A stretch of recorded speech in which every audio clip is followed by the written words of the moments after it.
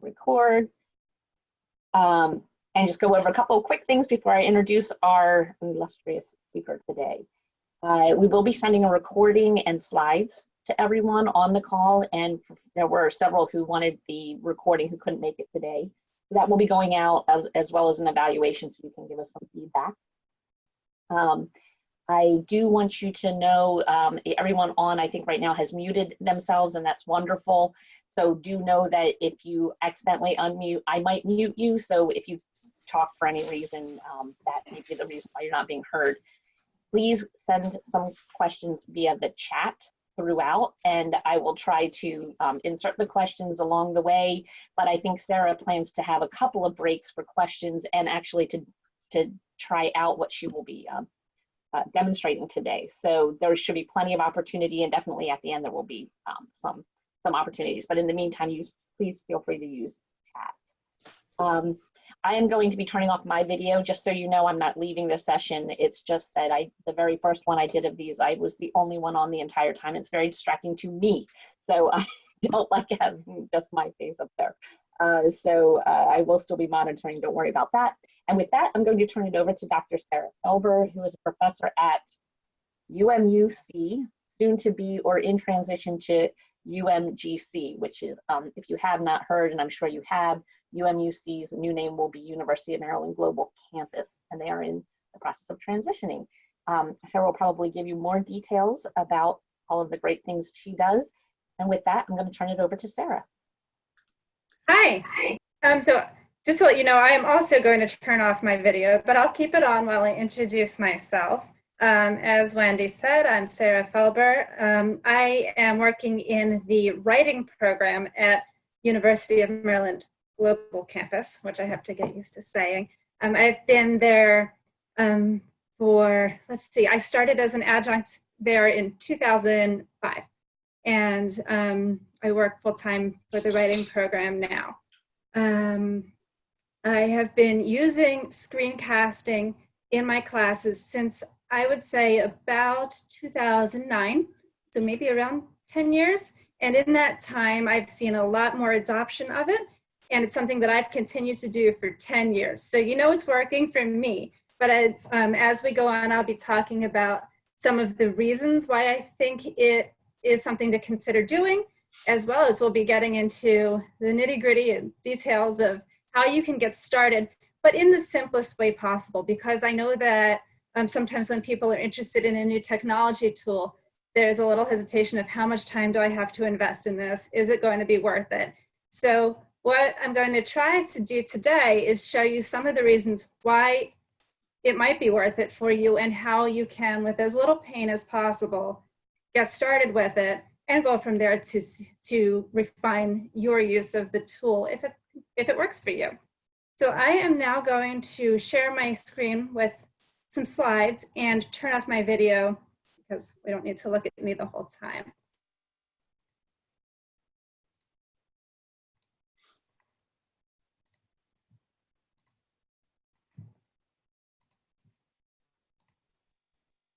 All right, so I hope everybody can see, everybody can hear, all of that is straightened out. The title of the session, Screencasting for Beginners, has the subtitle, Enhancing Your Online Classroom with Video Feedback. And I'm going to be talking about what screencasting is and all the different ways it can be used in the classroom. You'll see it really goes beyond feedback, but there's some reasons that I am focusing on feedback today.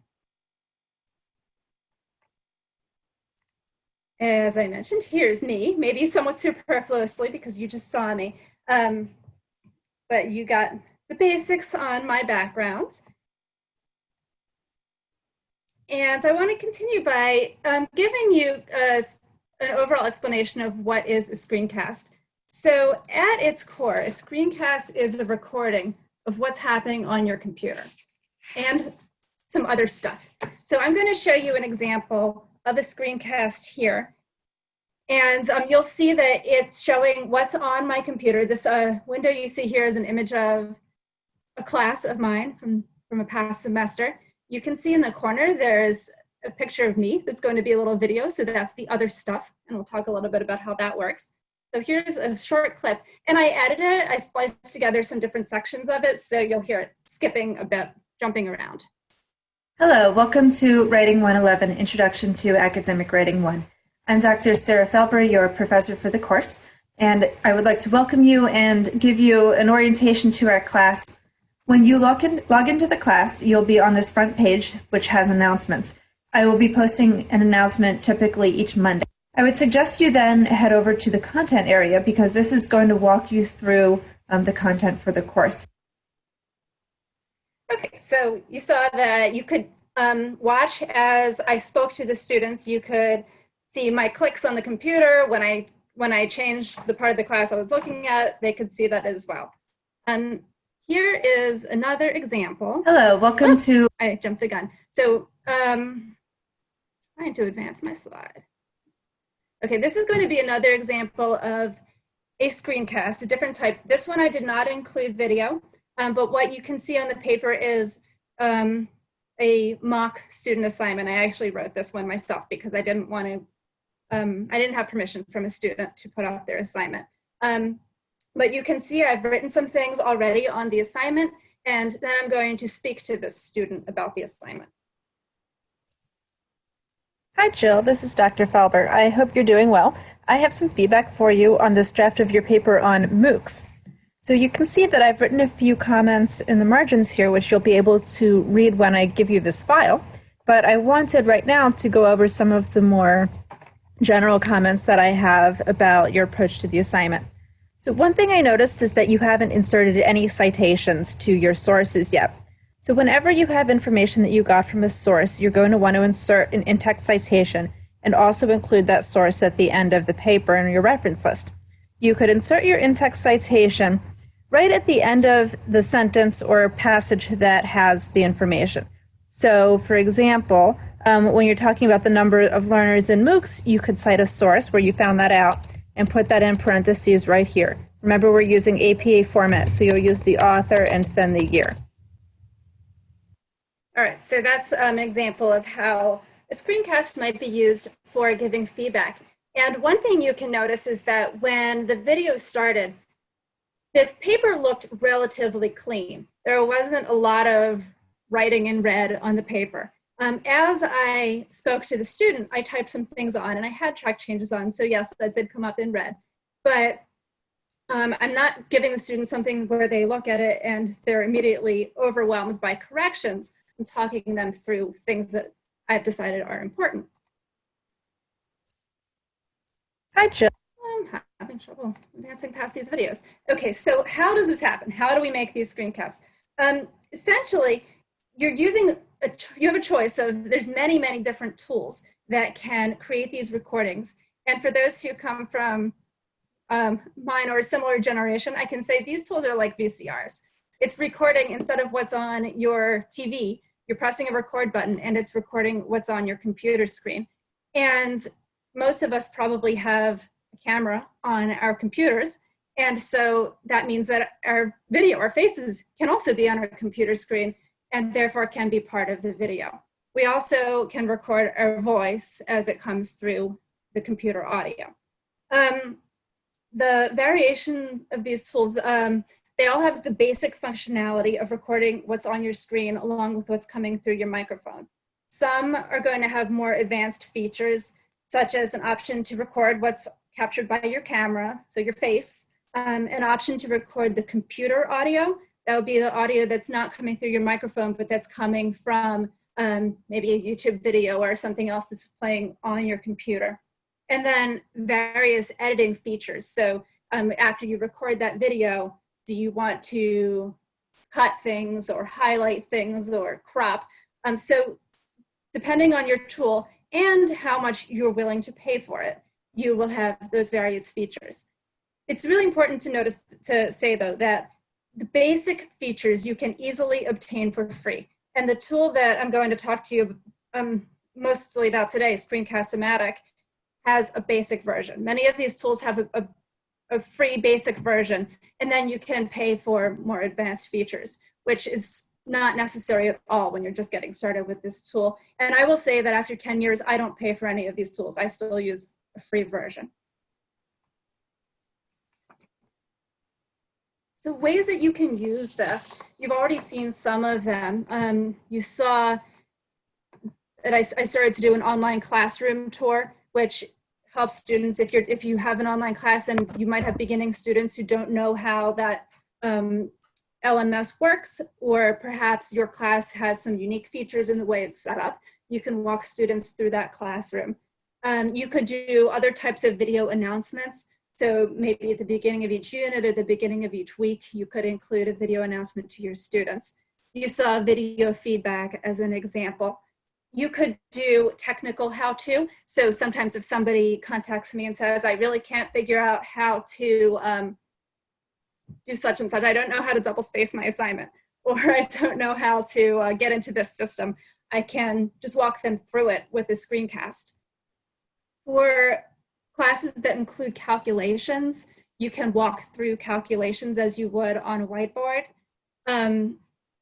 You can do various kinds of document review. So there's all kinds of ways you can imagine that you can use these tools.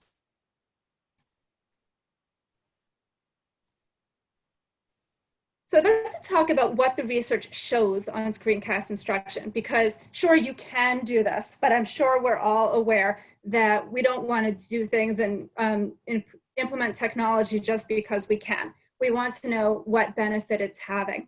And what I found as I was looking into research on using screencasts was that, especially in my area, especially in writing, a lot of that research was focused on student perceptions of the screencasts.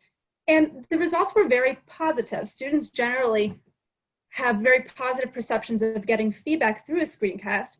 They feel that their instructor is friendlier. They feel that they think that the feedback is more helpful to them on average. They feel more positive about getting that feedback, which are all wonderful things. The question, though, that I still had was, how does that translate to actual improvement in achieving the learning objectives? And so I had to dig a little bit deeper to find some of that research. But what I found was that when we look beyond writing and even beyond humanities, that there is research showing the results of screencast feedback and screencast instruction more generally. So I'd like to share some of those results. This result is from a study in a statistics course. And these authors compared screencast tutorial on statistics with a text and image-based tutorial. And they found that the screencast tutorial resulted in better performance. In engineering, the researchers used screencasts in courses to explain homework solutions and to present mini lectures. And they found that students reported that the screencasts were useful, but then they went a step further and found that the students' reports of the screencast usefulness was related to those same students' increased performance on exam questions and course grades. So what they found is that it actually is important when a student reports this is useful, because those same groups of students are doing better. And they also found that screencasts were most beneficial to students with the greatest need. So the students who came in with the lowest course grades to that instruction benefited the most. Coming back to my field, composition, this is a 2016 study which compared written-only feedback to a combination of written and screencast feedback. A combination of written and screencast feedback could be like what I demonstrated, where there's something written already on the paper and then a screencast is added, or it could be a separate screencast and comments written in another place. So there's various ways that could be implemented. In this study, the written and screencast feedback compared to written only led to improvement in all areas that were engaged by the screencast feedback, including overall writing skill, content, and organization and structure. This researcher did not engage grammar and mechanics in screencast feedback and did not therefore see an improvement related to screencast feedback in grammar and mechanics. So we can't say whether, if that had been included, how it would have, what the result would have been. And then the last study I wanted to mention is from a psychology course. And the researchers found that students who were presented with instructional screencasts on APA documentation more successfully corrected their APA errors compared to those who were instructed to use the APA manual. So in various areas, we're finding that screencast instruction, including feedback and other kinds of instruction, are actually resulting in improved outcomes for the students. Let me stop there and see if there's any questions. You can type in the chat, or we can try unmuting if anyone would like to speak their question.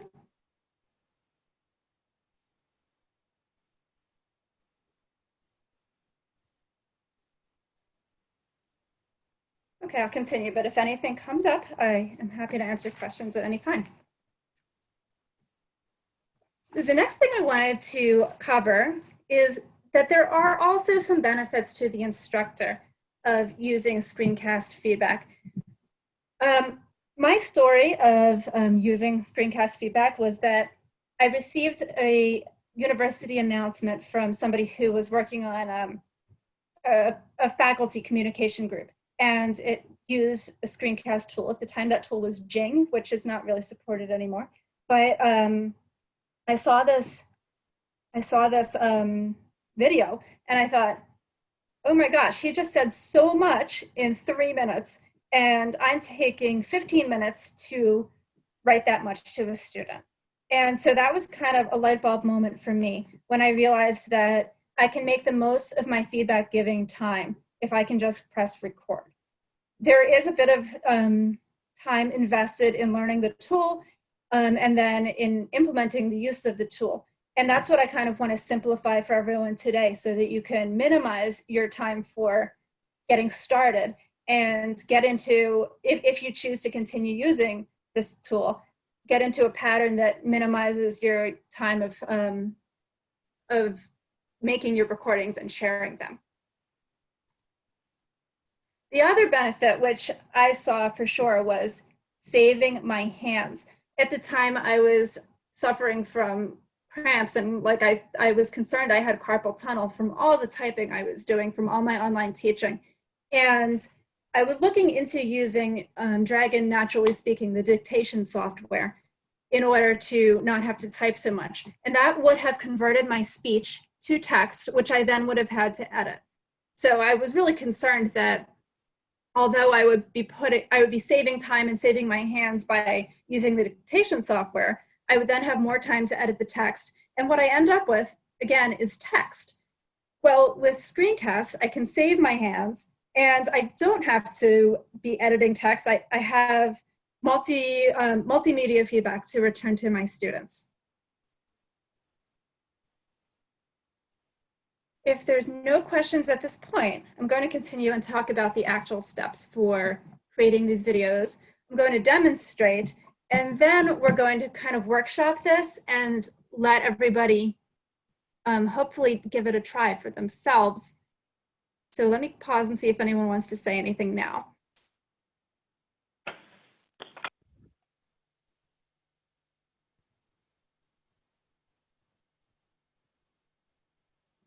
Okay. I've broken down the steps for making a screencast into 4 categories. These are essentially the same categories, that the same steps you'll take no matter which screencast tool you choose to use. So I'm going to demonstrate it, as I said, with Screencast-O-Matic, but the basic procedure is the same. The first thing you do is you select a tool. That will be things like Screencast-O-Matic, like Camtasia, which costs some money, like Loom. So you select a tool, and you're going to have to either download something or use a web-based tool. The difference is, if you download something, you can launch it from your computer the same way you would launch a program like Word, like PowerPoint.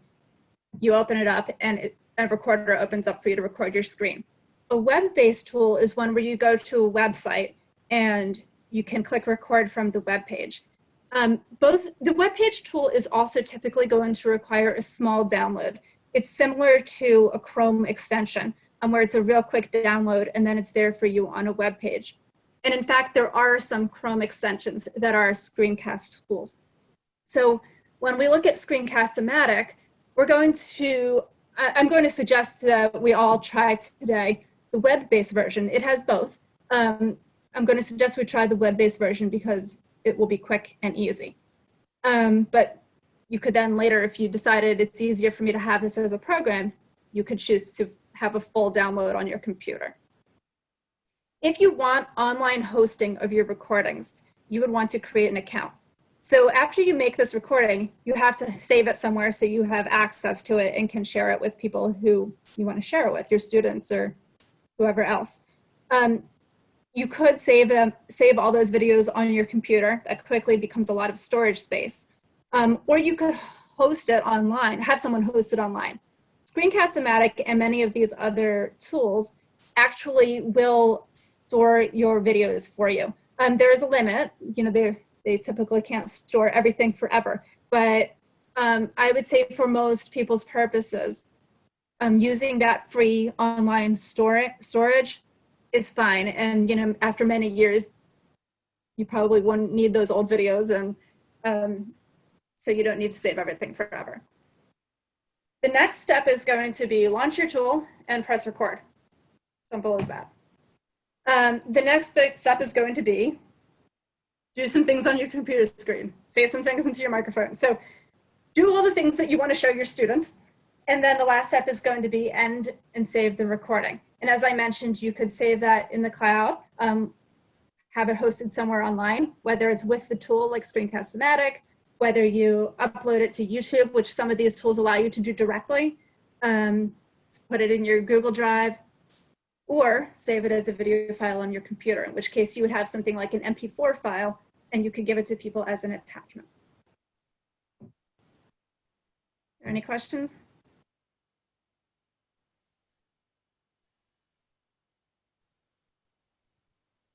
All right.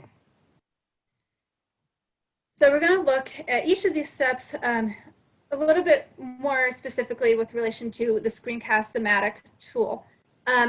So when we go to try this, you're going to go to the web address screencast-o-matic.com. It has these dashes in it, but you don't have to type the dashes. It will work fine either way. And I would suggest creating an account so that whatever video you create, you can find later. And so you know what I'm going to do, actually? I'm going to minimize this presentation, or make this presentation screen smaller, and I'm actually going to open up Screencast-O-Matic and show you what this all looks like. So hopefully everyone can now see both my slide screen and the Screencast-O-Matic page. If not, type in the chat and tell me, oh no, I can't see it. But here's the page. So create an account. So you would click sign. Yeah, so I think you can only share one screen at a time. So I think we're seeing your slide. Oh. But you all should right, let me see if I can fix that. Hang on, because I think I should be able to share my whole. If I do it differently, I should be able to share my whole desktop. Let's see.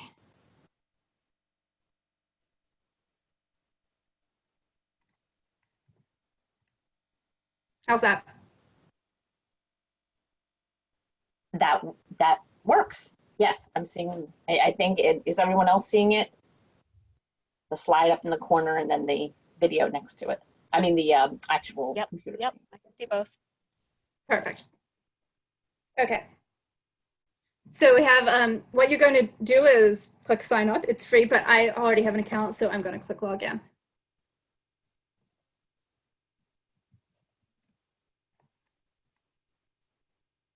Okay, so that's step one. The next thing you're going to do is start the recorder. So remember I said that you could download a program, essentially, that will be here, or you could launch an online recording tool. That would be here. It's really the same interface. It's just a question of how you launch it. I do have it downloaded on my computer, but you most likely do not yet. So just for the purposes of getting started real quick, we're going to click Start Recorder. And yes, I want to open it.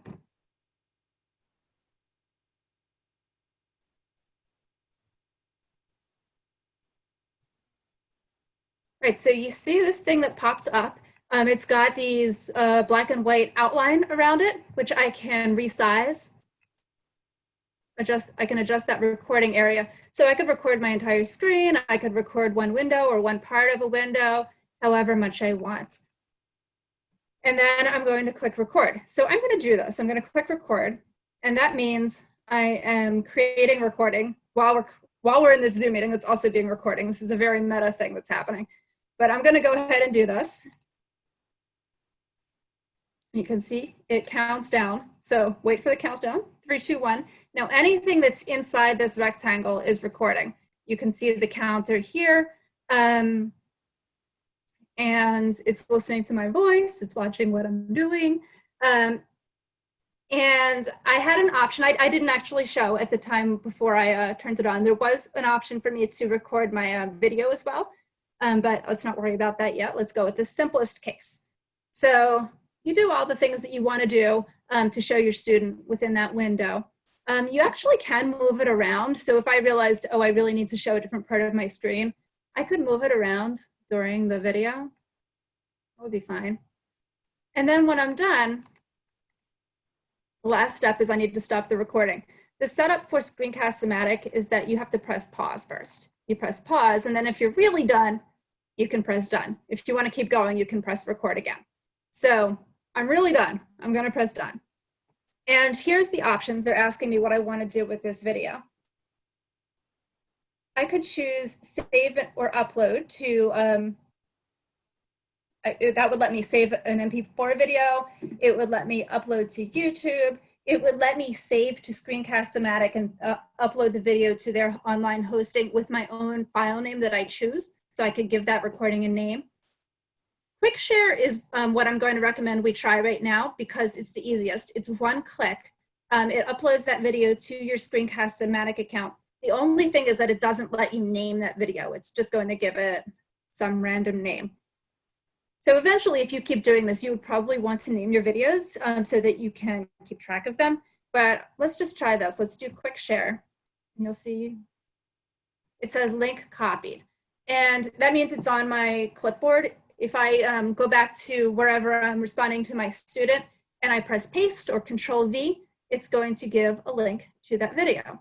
In fact, I'm going to put it in the chat so you can just see. There's the link. That's what it looks like. And if you would click on it, it would be a recording of exactly what you just heard me talking about and what you saw in that window. So nothing really important, but that's the entire process. So I would like to, one more time now, pause and ask if there's any questions. And after that point, I would actually like to sort of stop the presentation portion of this webinar for a little while. I'll have some more to present later, but I'd like to pause the presentation portion and give everybody a chance to go try those steps. I will put all 4 steps up on the screen together so you can refer to them. And then I'm going to be here just to troubleshoot if anybody has questions or problems as you try it. So before we do that, are there any questions now? Sarah, this is William Thomas. Hi, William. I do have a question. I think I heard you say that you can save these as MP4s and you can pretty much save them anywhere. Uh-huh. So for example, I could save it in Dropbox, the file. Yes, you could. I teach music and humanities and I do a lot of editing. And I see that there's some editing possibilities here, but would I be able to take that file then and dump it into my iMovie and use it there? So for editing, oh, okay, so you're asking if you could dump it into iMovie to do your editing. Right. I don't see why not. I don't use iMovie, and so I can't tell you exactly everything it does and doesn't do. But if in general you can put an MP4 there and edit it, then yes, you could do that exact same thing with this MP4. All right, thank you. You're welcome. Let's see, Cindy. Does Screencast-O-Matic have the cursor highlight option, such as the yellow circle that's around the cursor as you move about the screen? Yes. So when you saw the example screencasts that I showed, they did have that yellow cursor option. And the one that I just made as that demonstration, if you watch the video, I believe that would have that as well. There's a setting where you can turn it on and off, and I believe it's on in my settings. You don't see it when you're making the video, but when you play it back, you see it.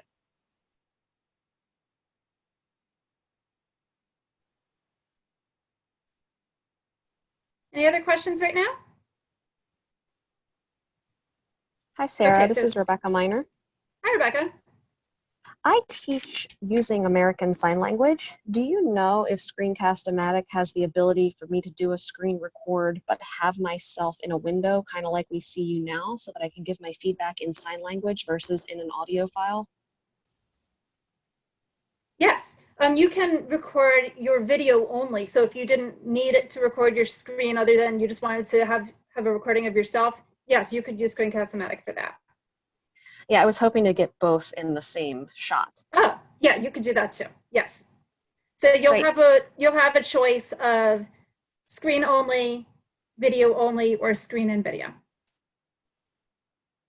Great, that is an awesome application actually to use it for ASL. What else?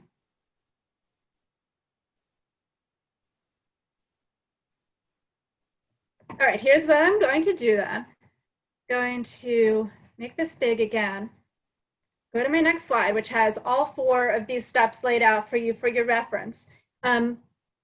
So I'm just going to stop now and give you some time to play around. You probably, if you're going to be speaking into your computer as you try to make a video, make sure that you're muted in Zoom so that we're not all hearing each other talk at once into their computers. Although that will be quite amusing, but. But if you want to come back over to Zoom to ask a question, either in the chat or with your voice, please feel free to do so. And I'll help as much as I can, and we'll reconvene, let's say in 10 minutes.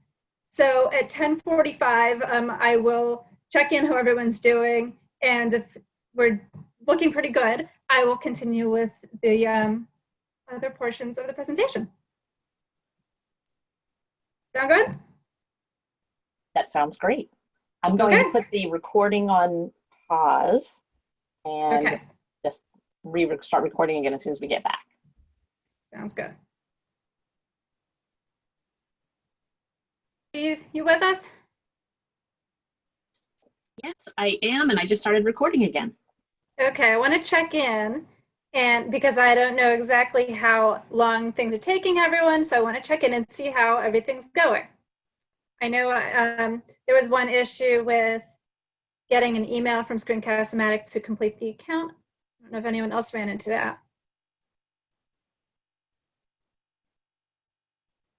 Okay, so another person also waiting for that confirmation email. That's too bad because I hoped everyone would be able to try things now, and if it takes so long to get the email, that is a problem.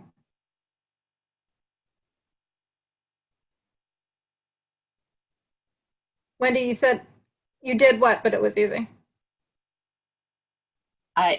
The email check. I mean, I just went in and it sent a thing to my email, clicked on it, and it went right back. So it only took a couple. Oh, okay. So yours came quickly.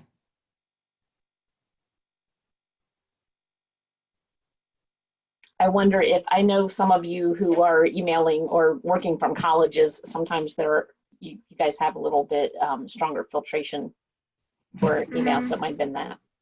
Yeah, I would check spam folders. Was anybody able to complete the entire test to make a recording and watch it and see that it worked?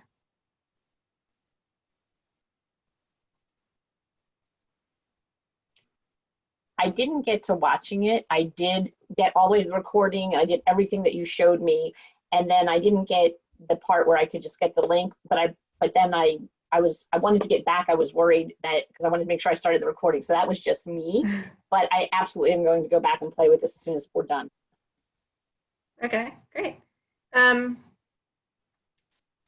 said she signed in using Google and didn't require a confirmation email. So that's a quick way to do it for sure.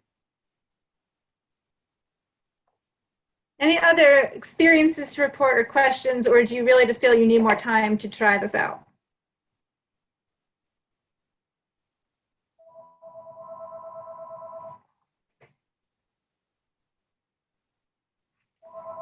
Could use more time.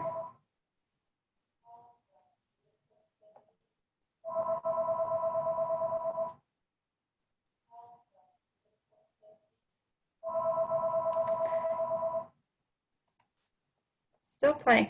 Okay, so I think it's good. And everyone's trying things out, experimenting. What I think I'd like to do is, because, okay, I'll come back to that question in a moment. What I think I'd like to do is continue, reconvene and talk about the other items that I had on my list to go over. And then, because I do not think that will take all the way until our 11:30 end time, I will stay on the line so that people who are still playing, I can be here, we can all be here and discuss what's going on with your experiments.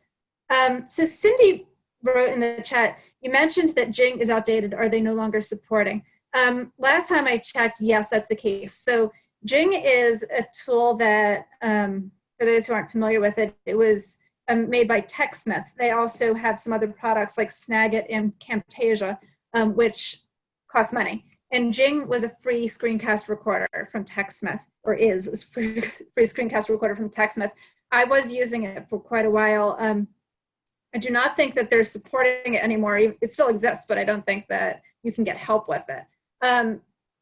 So there's some other reasons that I moved away from Jing. There were just some nice features on some other free products. For example, the time limit on recording for Jing is 5 minutes, where Screencast-O-Matic is 15.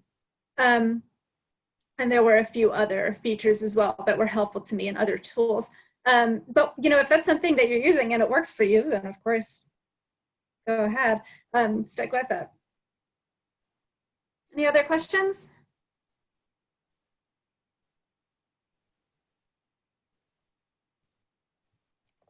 All right, let me move on then. And I'm going to go through a few of my tips for giving screencast feedback. The first tip that I have is to address your student by name if you're speaking to an individual student.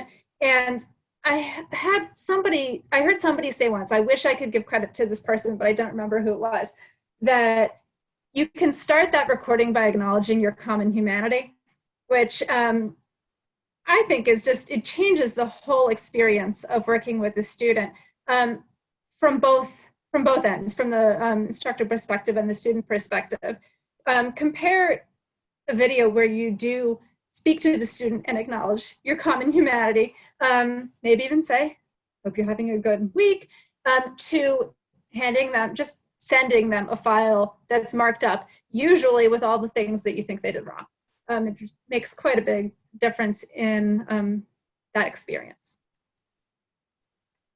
The next tip is that I would suggest using notes. So when you look at that student's assignment, whether it's an essay or some other type of assignment, you can mark up a few things on it, both for your reference as you create that video and for the student's reference. That makes it easier for me to know what I want to say. So I'll make notes. Sometimes I'll highlight some things, meaning these are the things I definitely want to go over in the video.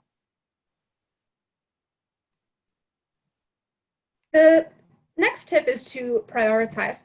So I made the point earlier that with a screencast, you can say more in less time, which is true, but I would not do that in the manner of, okay, now I can go over every single thing that might have been a mistake or that I think could have been done better in this paper. There's still the normal issues that we have to consider when giving feedback of the student's cognitive load. So we want to prioritize those things that are most important for the student to be hearing about in that feedback. And we can, when we take advantage of this tool, we can say more by going in depth on those items and by giving more specific direction on those items. Say more by being more helpful in the most important areas rather than by saying everything.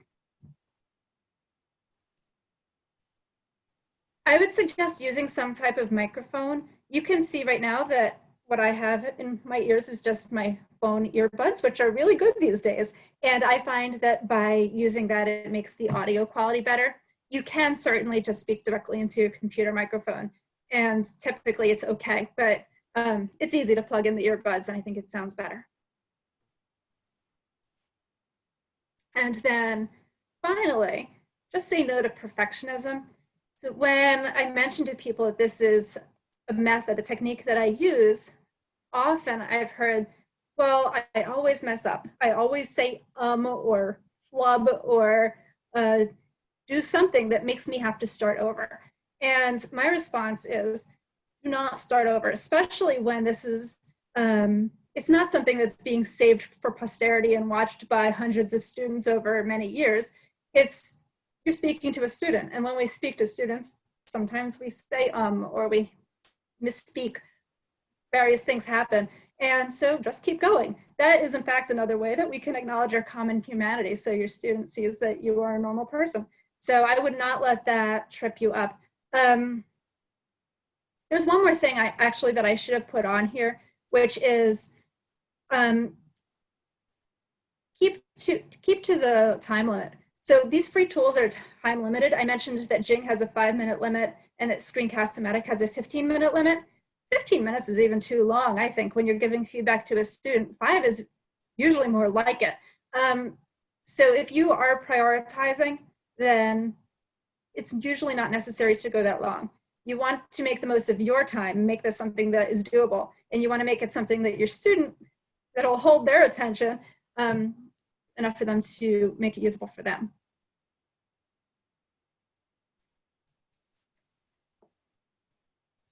And the next thing is sort of the what about. There's two things that people tend to say, well, what about?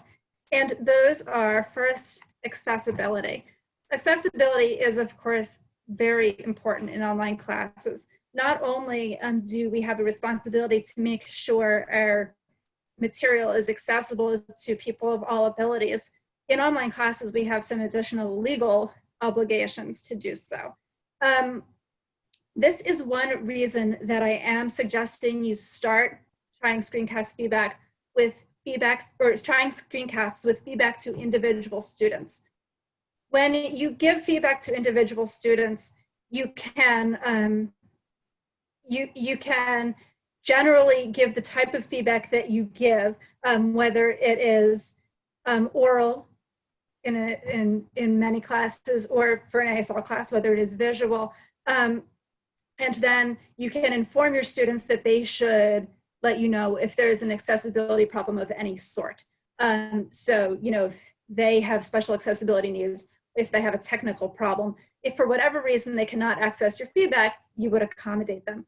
Of course, you also need to, if your institution is telling you something different about accessibility, you need to follow what your institution is telling you. But in general, with feedback to individual students, your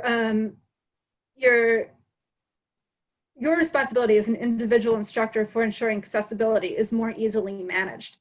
If you decide to use Screencast for something that goes out to your entire class, like an announcement, you may have increased accessibility requirements, such as producing a transcript for any video that is given to the entire class. So that is something to keep in mind.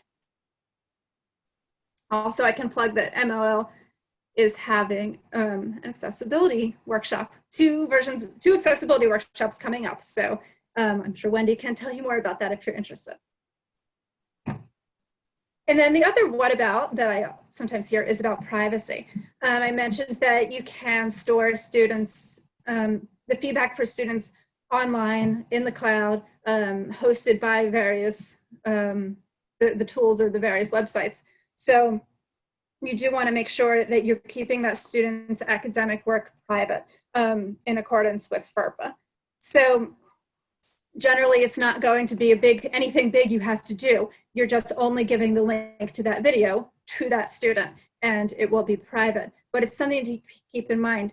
I had sort of a big faux pas, not a big problem, but I made a mistake in privacy at one point by grouping videos for all the students in my class into a channel.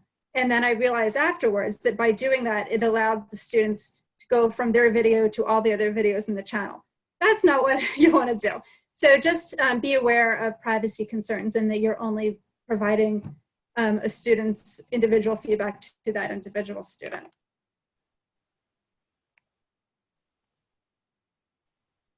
The last thing I wanted to cover is developing a plan so that you can move forward with this tool if you choose to.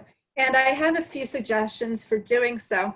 The first is just to kind of think through what class and what assignment do you think screencast feedback would be useful. It might be something that is more useful for you in one area than another. So you want to identify where you're going to target trying to use this.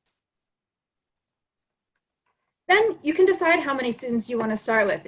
It might be beneficial to make this sort of a limited release. If it feels like, you know, I have 20 students in this class and I can't commit to making 20 videos, I think it's fine to say to yourself, I'm going to try this with 3 students or 5 students or 1 student and see what happens. So give yourself permission to do that as a way to get started.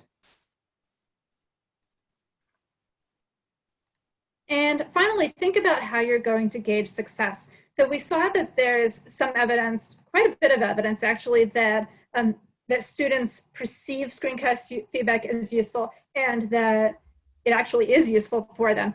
It's also, there's some benefits to instructors, but think about how you in your context are going to decide if this is worth it. Are you looking for a certain outcome on student scores? Are you looking for relief of your hand pain? What is it that's going to make the decision for you if this is worth your time? So I think that these 3 things, thinking through these 3 items, should be simple enough to allow you to get started and at least give this sort of a trial run quickly. I mean, it's not something that you have to say, oh, I'll try that in 6 months. I think it's something that you can try right away as long as you have this kind of a plan. And that is the conclusion of my organized presentation. So I'm going to stop again and give you a chance to either ask questions, make comments, go back to your experimentation and let me know how it's going. And if you feel that you're done, you know all you need to know, feel free to say goodbye. And you can always check in. You know, I did not put my email in the slides, but I'm going to put it in the chat. You can always check in with me. Let me know how things went.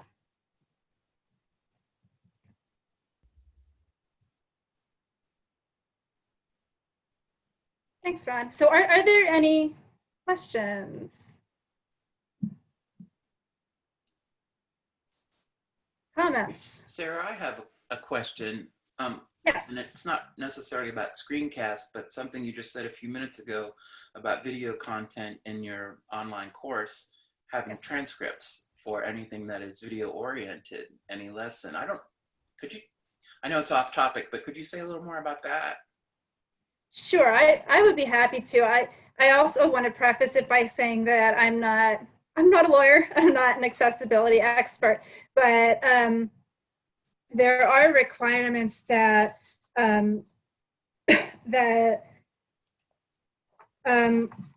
resources in public spaces are available, are equally available to people with disabilities, including visually or hearing impaired.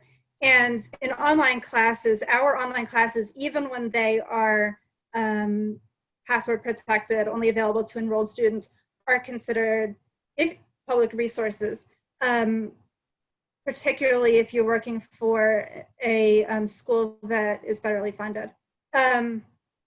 So there have been some lawsuits against institutions when individuals went into classes, even enrolled in classes, and found that they found something that was not accessible. So, you know, not only do we, I mean, the most important thing obviously is to make things accessible, but there's also some legal liability that schools can get into. So for that reason, videos that are posted in online classes are meant to have ideally closed captioning or transcripts. There are easy-ish ways to get transcripts on videos. So if you upload a video to YouTube, YouTube will do auto generation of captions, and then those captions just need to be edited to correct mistakes and add punctuation. Yeah, thank you. Does that more or less address your concern? Yeah, it is. And we've talked about that at our school. And I think we'll be talking about it some more, but thank you for that. I appreciate it. You're welcome. Let's see, Carol wrote, do you use this in addition to the feedback feature on an LMS? Well, Carol, I'm not sure what your LMS has in terms of feedback features. For me, the LMS that I'm using, the feedback feature is really just a text box that I could type feedback in and I could attach files to. It's nothing fancy at all. So typically what I do is in that text box, I just write, please see my feedback at the attached, at this link and in the attached file. And so they can then click that link and see a video and open that file and see whatever I've typed up. Some LMSs I know do have fancier things, have the ability to give audio or visual feedback right within the LMS, which sounds great, but it's not something that I've had access to.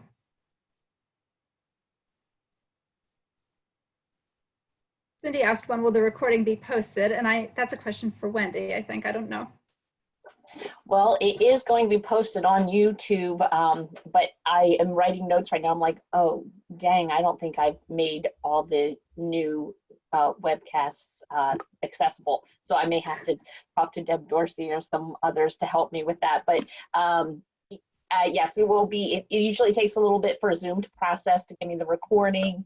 And then I will send that out to everybody on the call, as well as people who signed up for it, and the slides. And yeah, so we'll have everything available and sent to you as soon as we get it all processed in Zoom. Cindy wrote, in LMS, videos are harder to edit. So Cindy, what are you using an LMS that allows you to make videos within Canvas? And you feel free to unmute yourself if you want, or you can continue to type, but what does that allow you to do with video? Hi, sorry, I had to find the right button.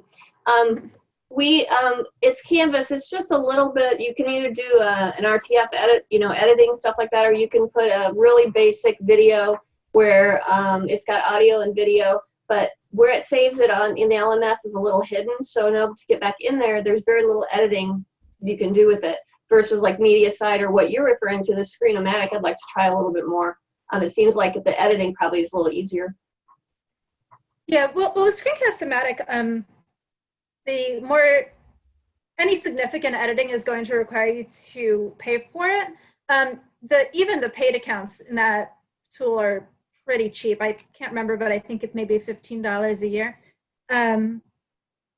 But yeah, there are, once you do that, there's some more editing. There's some more editing ability. Now, what William had mentioned, taking that video into another tool to edit is something that I've done and works beautiful. You have an MP4 file, you can just upload it to something else, and then you can do whatever you need to do with it. And I've done that not for feedback to an individual student, which, as I've said, I try to make that a real quick process. It's like, if there's a 5-minute video, I'm maybe spending 6 minutes on it in total. But if I'm doing something that's meant for broader use, then I would go to the trouble of editing. I tried that too while we've been playing. I opened my iMovie program and dumped the one that I made in there, and it worked great. Excellent. So then you can add, you know, titles and music and backgrounds and transitions, and it's fun. So. Very good. Anything else?